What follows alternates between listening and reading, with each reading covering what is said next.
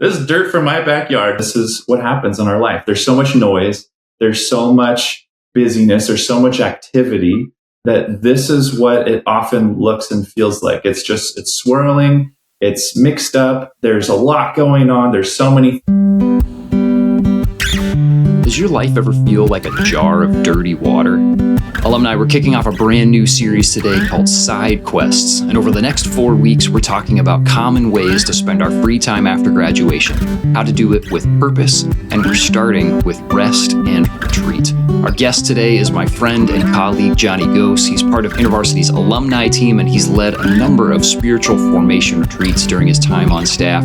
Today, he's going to share his own journey into rest and retreat after graduation, including how a jar of dirty water transformed the way that he thinks about slowing down with Jesus. And he's going to walk us through some practical ways to build a rhythm of rest that not only fits this season of your life, but also becomes a rhythm that you never want to miss moving forward.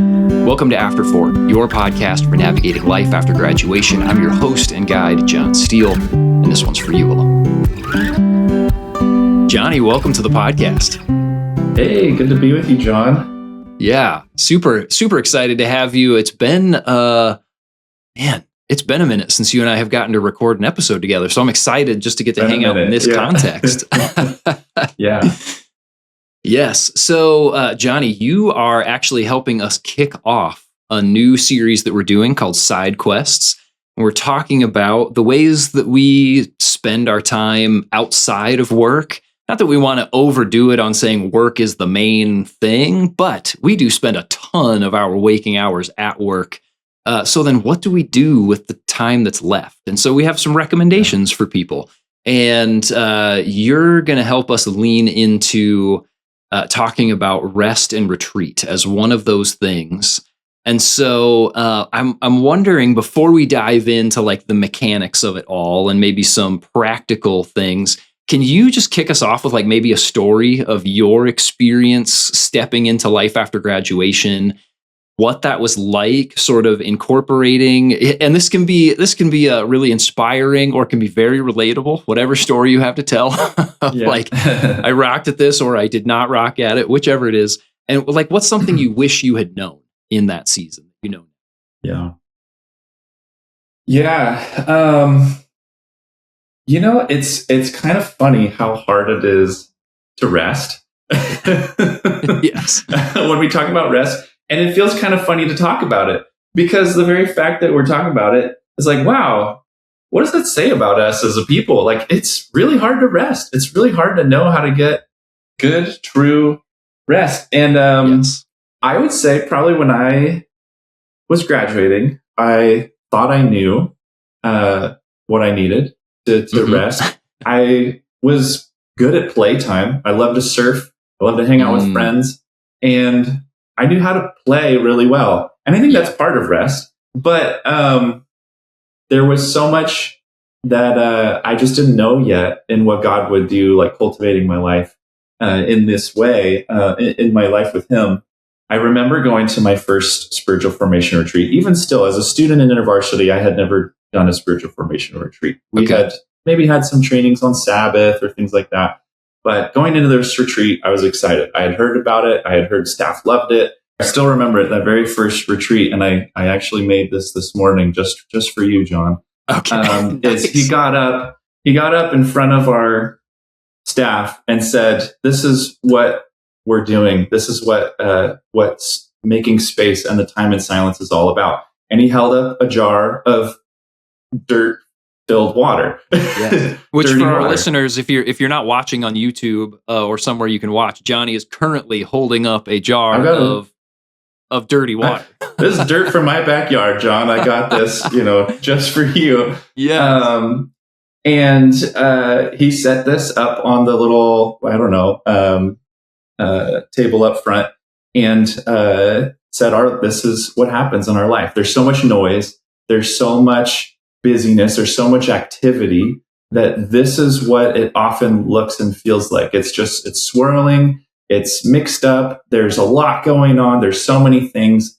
And then he sets it on the table and I'll set it on my table and we'll see what happens. We'll do a little experiment here, maybe during our time together. But he sets it on the table, and the next day after the silence, we come back, and sure enough, all the dirt had settled to the bottom, and it was clear. And that image, ever since that first retreat, has been ingrained in my brain as that's what we're talking about. That's what it's all about. Getting to that place of inner stillness with the Lord. And that's where the magic happens. That's where transformation happens. That's where the clarity comes. And that's where I think rest happens. So we'll see what happens here with this. Yes, I hope that enough separates so you can hold it up again and we can tell a difference. Maybe we can do a side-by-side shot.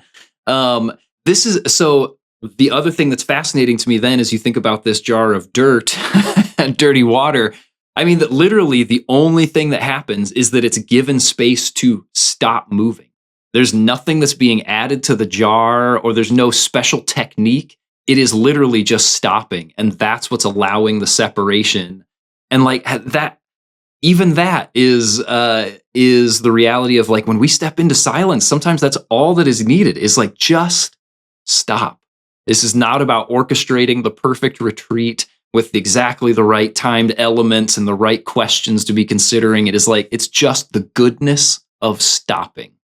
And that allows things to settle and the Lord to separate. So you're already taking us in towards my next question here, Jonny, which is I'm wondering, can we speak a little bit to like obligation versus opportunity? Because I think all of us do have some sense of it is good for me to take a break. I know it is, but sometimes that's what drives us is this sense of obligation. Can you speak to like the invitation or the opportunity that exists for rest and retreat and spiritual disciplines, big picture, that feels like an invitation to come home as opposed to like, you better do this or you're going to be in trouble? Yeah, absolutely. And such an important question, because I think on some level, we probably all experience our spirituality in that way, with that dynamic at play. Feeling like there's things we should do, things we're told we should do, pressure we put on ourselves we think we should do, things we just kind of pick up or hear or see other people do that maybe partly inspires us, but we compare ourselves and feel like, well, that person's doing that, maybe I should do that, right? So there's all these ways that obligation can kind of creep in. And I'll start off by saying this. I don't think, I feel pretty confident in it, I don't think anyone has ever experienced transformation out of obligation. Wow. Yes. Yes. Certainly not at the core. Like maybe there are actions that you do, like I will do something different as opposed to I will be different. Yeah. And I think the key lies in, and we see this through scripture and the life of Jesus, is that God cares much more about our heart and what's going on in our heart than anything we can do externally. Anything and that applies to our spiritual life. We can have a lot of religious activity, like quote unquote religious activity, that can be good in and of itself. It's not that it's bad. We can study scripture. We can do, camps and conferences. We can go to church. We can be a part of a Bible study group. And those are all good and important parts of following Jesus. But they're more engaging. They're more active. There's a different mode of being sometimes that can get missed in that is equally as important. And that's the abiding. A life verse passage for me has been John 15. I am the vine and you are the branches.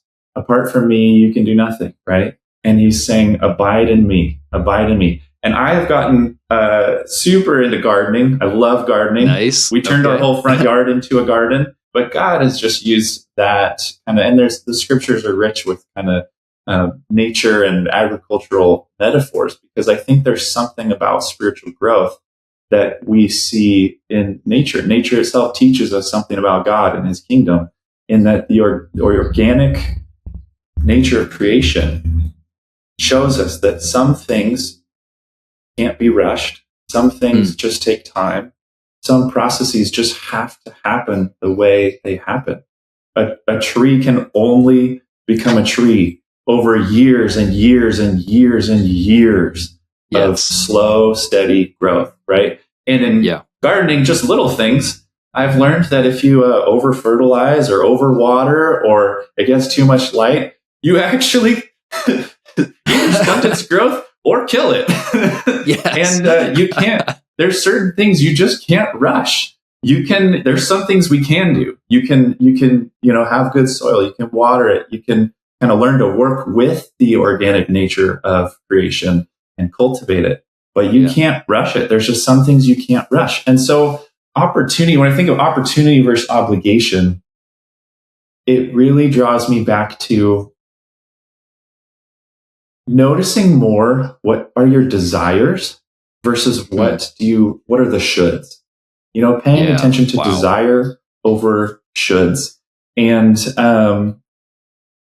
letting that desire then shape what steps you want to take to be intentional in your spiritual life. There's some things, when we hear that word spiritual disciplines, discipline has always been a word for me that I don't like. Some people like it. It's helpful for some. I don't like disciplines. I don't like regular routine. I'm a little more spontaneous. I'm a little more, artistic at times. I like kind of free flowing, and I've learned that's kind of how I even approach my retreat days. And yet, sometimes I need a little structure. I need a little discipline. So there's a desire I do have there, but I can't just work out regularly and follow someone else's routine because I think I should.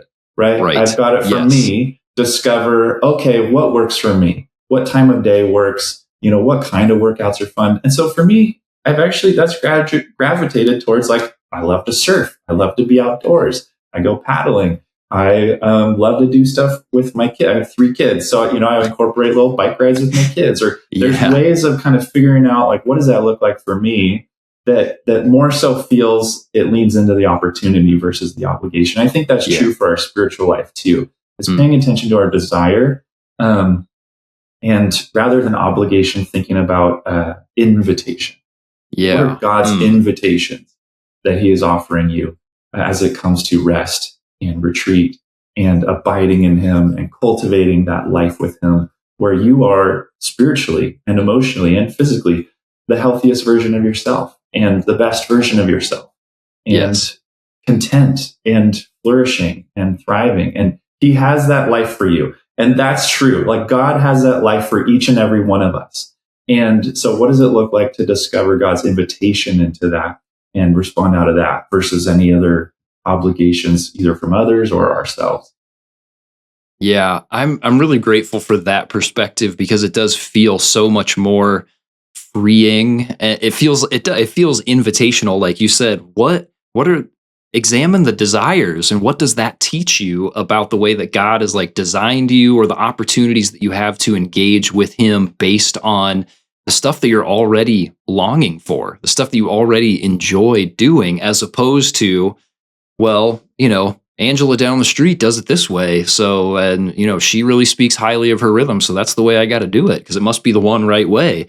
And I also, I think that there's an element of, we talked about this on the podcast before, and it's I think there's sometimes is what's the word I'm looking for here? There's a sense that however I did it while I was on campus with my chapter and it worked, then I'll copy and paste, and then it doesn't work because our schedule is not the same, our rhythms are not the same, even our needs, the ways that we need to engage and be thoughtful, are not the same.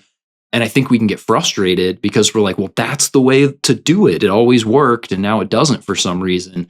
And it feels to me like you're giving an invitation to flexibility, an invitation to examining and testing and trying and putting the pieces together in that way. And also just being I'm going to figure this out over time.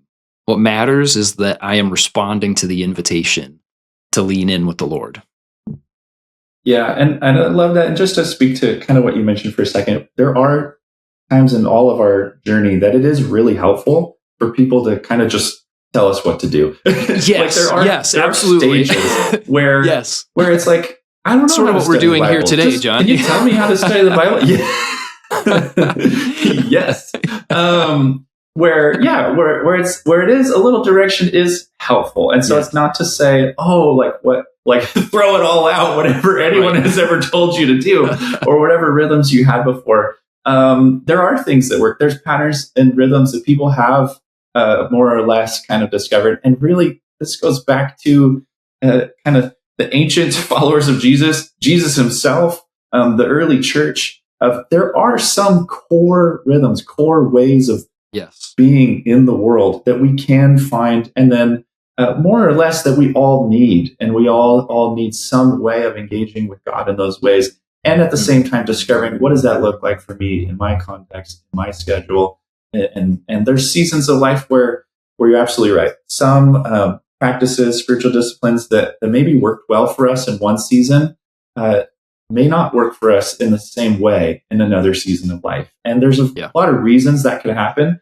So absolutely, if that's you, if that's happened, my encouragement is don't let that discourage you. You're not doing something wrong. That's actually really normal. It's really normal. If your morning quiet time that used to work for you, a certain way of doing quiet time, worked for you, and that just seems like it's just not doing it anymore, that is super normal.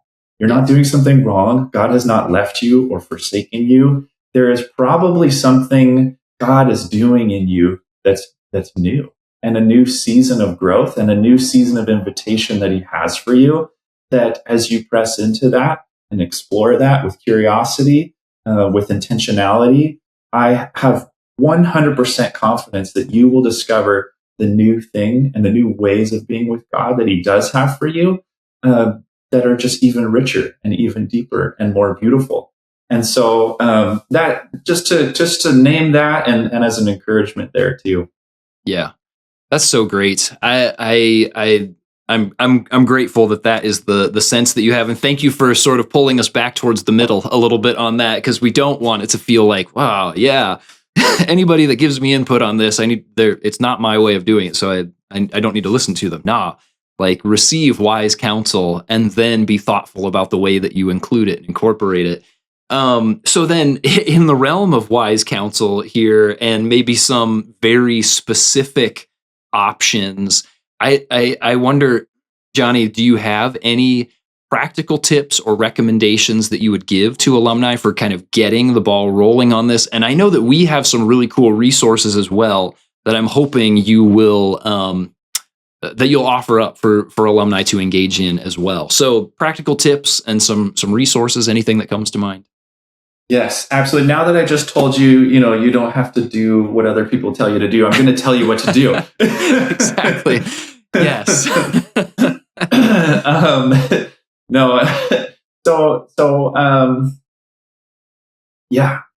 Couple of things. Very practically, like, One rhythm of rest is Sabbath. So if that's something you've never done or never explored, I really encourage you to check that out, to experiment, try that on Sabbath, and I'll talk about a couple of practicals of what that could look like. The other is retreat. It could be a retreat in silence, or a retreat day, or a couple days. So those are two kind of key practices. It's amazing to think about that God actually is the one that instituted the rhythm of Sabbath, that came from him interacting with his people, saying there is a way of being in the world. There is a rhythm of work and rest.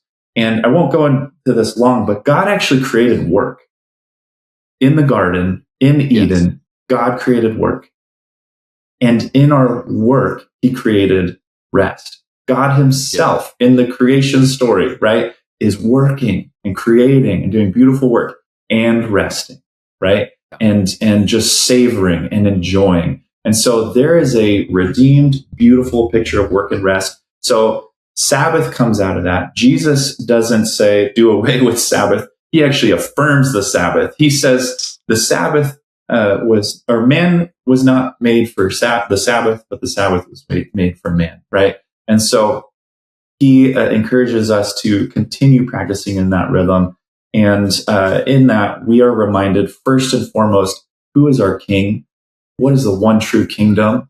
Who are we truly as human beings? Our first and foremost identity as daughters and sons of God, as ones loved by God and adored by God. And it reminds us who we are and who we belong to. And so if it is not a regular practice of yours, and it's hard, I get it, but start somewhere and try Sabbath and try a retreat day. So a couple other practical things with that is I have found, I mentioned early on in my staff life, we had these rhythms. We did them 3 times a year of these spiritual formation retreats, and we would go away for a couple nights. And those were awesome. I absolutely loved it. Over time, as we started having kids, we now have 3 kids, and life changed, responsibilities changed.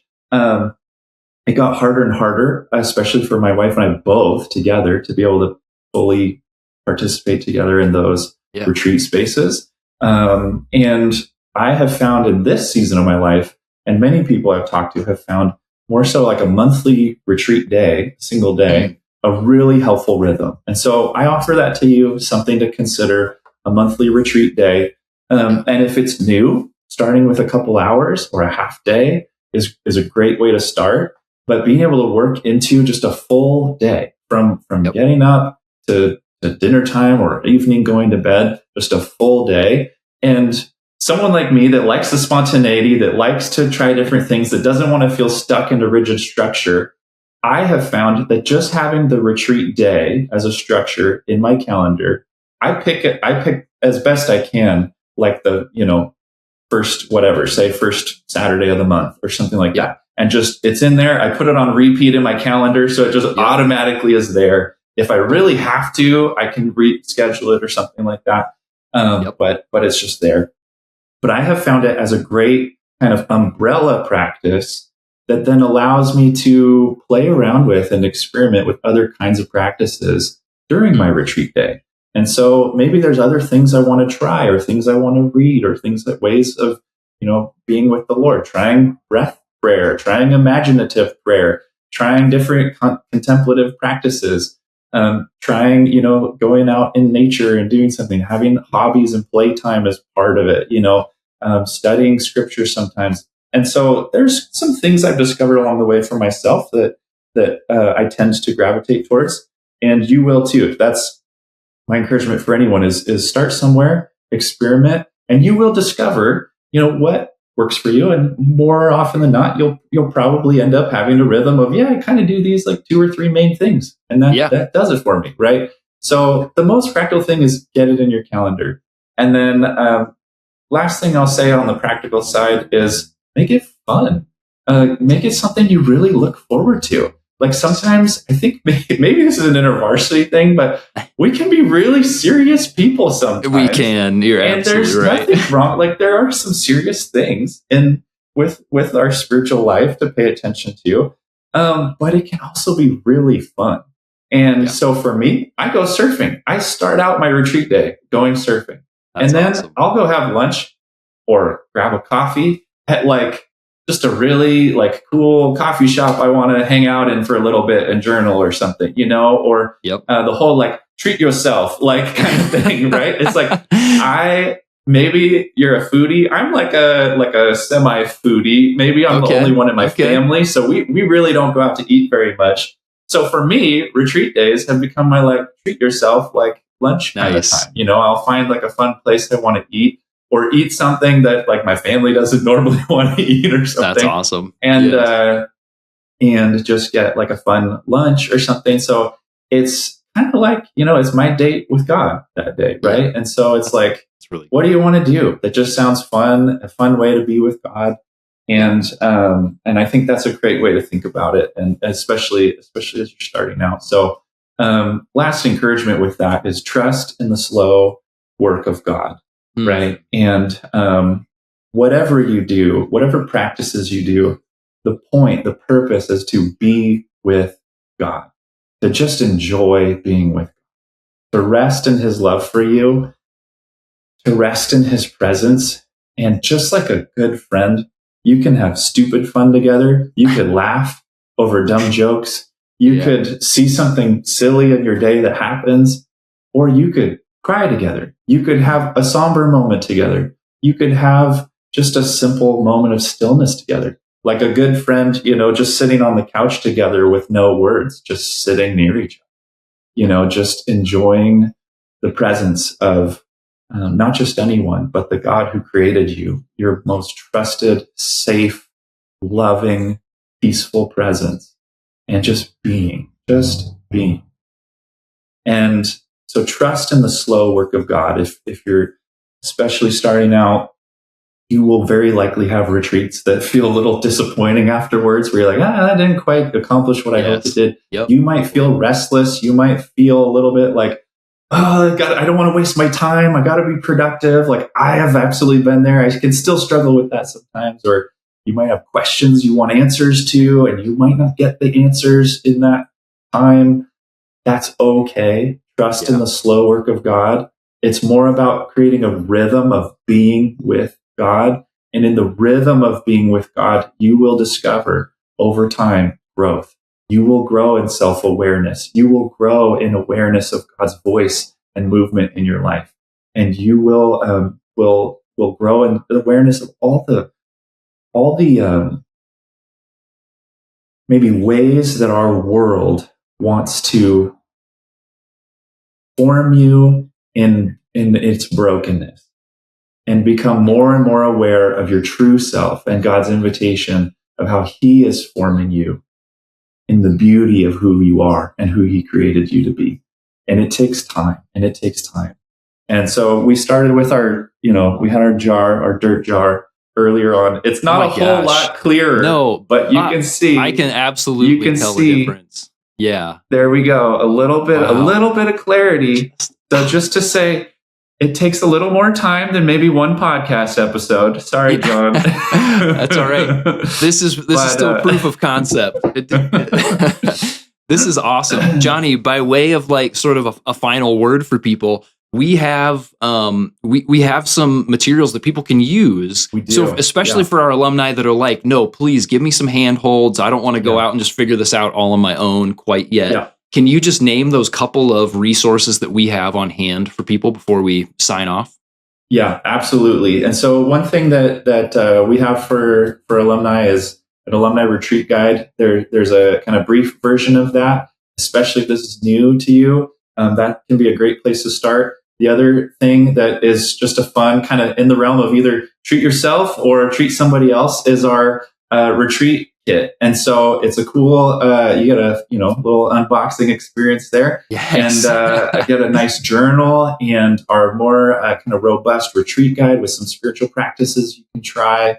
And really, it gives you what I would call a loose structure that you can follow throughout your retreat day. And so what's nice about that is you have some guidance. You have a little bit of structure of how you can shape your retreat day. It talks about how to prepare for a retreat day, how to kind of a flow that you can follow. But there's also some wiggle room. You can kind of plug and play different practices or different things you want to try in that as well. So hopefully it's a nice blend for the mix of us out there, that those of us that want some more structure, want some more guidance there, it has that. And then those of us that want a little more spontaneity or creativity, there's room for that in there too. And so I think it's a great place to start. And I hope it's a gift to you. That's awesome. We will we'll make sure that those links to those land in the show notes for people so that they can give those a look and get something ordered. Jonny, thanks a lot for being with us today. Do you have any final just pastoral encouragement for people before we say goodbye? It sounds simple, and yet it's something I keep coming back to, that as simple as it sounds, it's something that no matter how long you've been following Jesus and how experienced you are in, cultivating intimacy and a life with God, that you can really never do enough or hear enough of. And that is simply the profoundness of God's love for you. And resting and sitting with and dwelling in God's love for you. That God's love for you is not at all because of what you do. Our world we find our value in our career, in our life, in our relationships. The world tells us we find our value in what we do, what we offer, what we produce. That is a lie. That is a lie of the brokenness of our world. And your worth and your value are because God has said so. Because your Father in heaven has created you, has knit you together in your mother's womb, and loves you deeply. Just like his words to Jesus at his baptism saying, "This is my son with whom I'm well pleased," before Jesus did any earthly ministry. There is nothing we can do to earn that. There is nothing we can do to work for it. We can't, our job is not to create that for ourselves in some way. It is to simply receive. It is to simply receive. And so my biggest hope and encouragement for you is just learning to simply abide in that love, in the love of God for you. And that is the place where your fears, your anxieties, your insecurities, all the things of this world will fall off, and you will find rest, and you will find renewal, and you will find the transformation God has for you. And when you find that, you become that. You become like Jesus in that way, and you then offer that to the world. And you offer that to the world, and our world is not at all in need of more people telling us what we should do or what we should believe or what we should think. It's full of that. It's a very noisy world. Our world is desperately in need of people that have embodied and carry and embody that non-anxious, loving, peaceful presence of the Holy Spirit. And the only way we do that is by abiding in it ourselves. So that's my pastoral word, is rest in the love of Jesus. Let Jesus love you. Let him love you. Let him love you. Let him love you. And you can never get enough of that.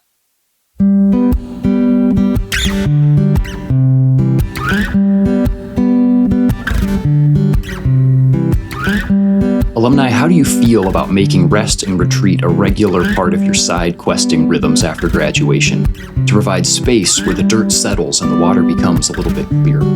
All you have to do is put down the jar. And the great news is you can put it down in a way that's totally unique to you. For Jonny, it's including some time for surfing and enjoying a meal that he doesn't often get to eat while he quiets himself and spends some extended, intentional time connecting with God. What would your version be of that? Because there is a version that exists. The Sabbath was made for you. It was made for us. And it's a great gift. Jonny mentioned 2 resources that you might find helpful: an alumni retreat guide, that's a great starting point if this is new for you, and a retreat kit that comes with a journal and a full day guide if you want to go a little bit deeper.